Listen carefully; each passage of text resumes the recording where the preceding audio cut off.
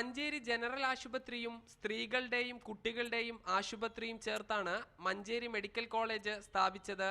Medical കോളേജിന്റെ സൗകര്യങ്ങൾക്കായി ആശുപത്രിയുടെ മുഴുവൻ സംവിധാനങ്ങളും ഉപയോഗപ്പെടുത്തി.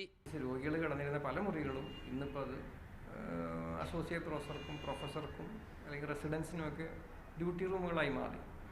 അപ്പം അതുകൊണ്ട് തന്നെ രോഗിനെ കിടത്താനുള്ള ഒരു അസൗകര്യം ഇവിടെയുണ്ട്.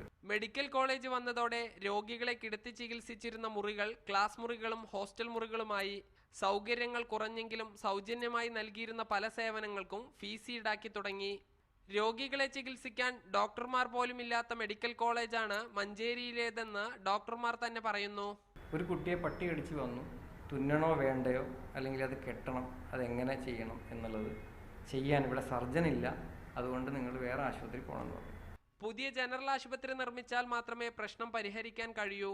കഴിഞ്ഞ ബജറ്റിൽ മഞ്ചേരി ജനറൽ ആശുപത്രിക്കായി 10 കോടി രൂപ നീക്കിവെച്ചിരുന്നു. എന്നാൽ LDF സർക്കാരിന്റെ പുതിയ ബജറ്റിൽ ജനറൽ ആശുപത്രിക്ക് പണം നീക്കിവെച്ചിട്ടില്ല.